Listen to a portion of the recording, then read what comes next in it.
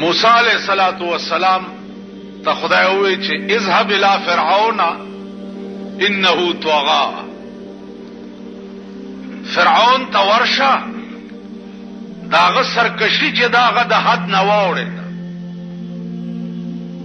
انتها ته ورسېد. او چې یو انسان را پاسي او هغه وی چې زه خدای منو دین لوی سرکشي خو بل څه کې دیش یا الله ورزم خو او بادشاہ دی زه یوازې.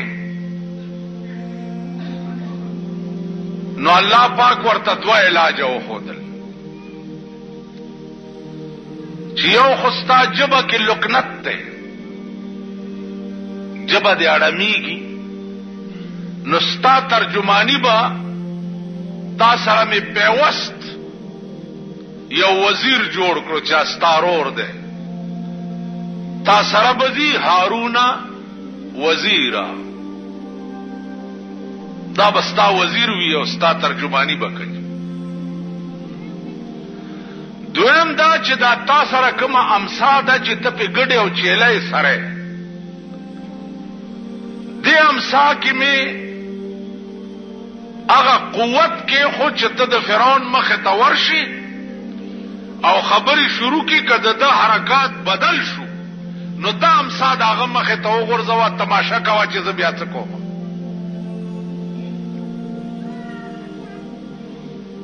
عزیزانو ګران کا یو دیو یو ورور څوک یارو مددگار نشته او د داسې بادشاہ مخې ته ورځي چې هغه د خدایي دعوه کړې ده، ټول مخلوق وایي چې دا خدای دی، دنیا یې مرګرې ده. دام زړه وکنه او دام جګره وه چې د بادشاہ دربار ته ورځي او ته په دربار کې ورته وایې چې دا تا چې کومه دعوه کړې ده دا دروغ دي، ته خدای نه بلکې د خدای پیدا کرده بنده یې. بادشاہ دربار مونږه دلې خدای راستی که بابو ته وویلې شو په یوازې ځان. موسی علیہ الصلوۃ والسلام فرعون ته ورځه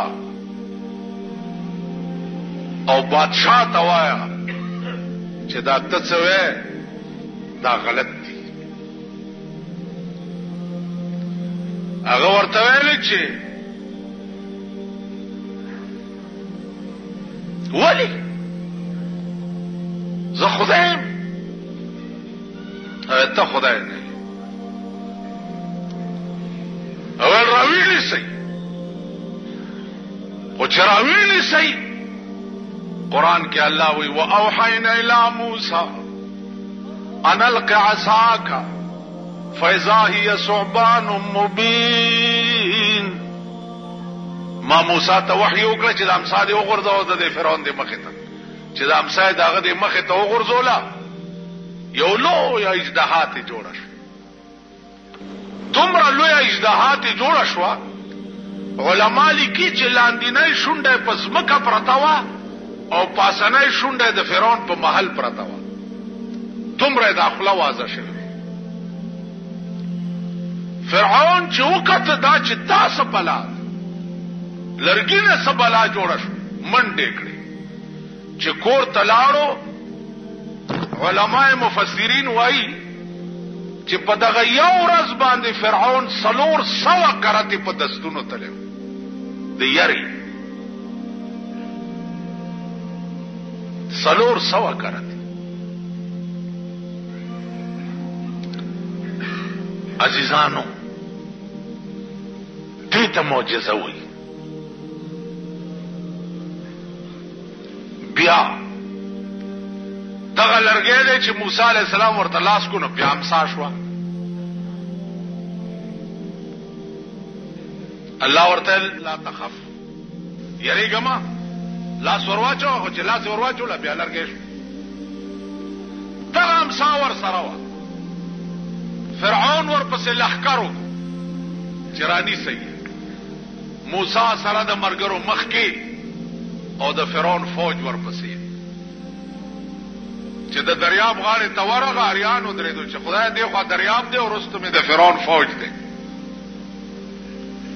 الله ورته ویل یریږه مه اضرب بعصاک البحر په دې امسا دې دا دریاب ووهه. امسا یې راواغسته او دریاب له پې ټک ورکو. په دریاب کې 12 لارې ورته جوړې شوې 12 لارې. موسی سره د قومه پکې ورګډي شو.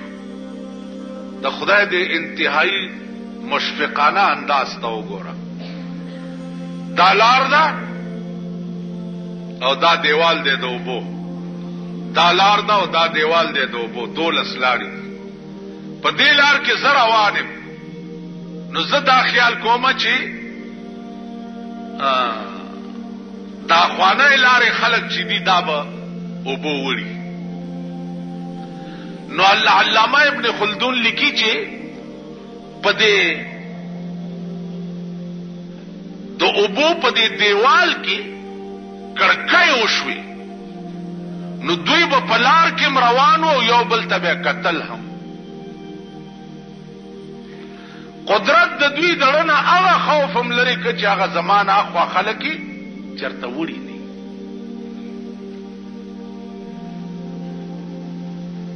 نو عرض میں داو عزیزانو چې دا معجزه وه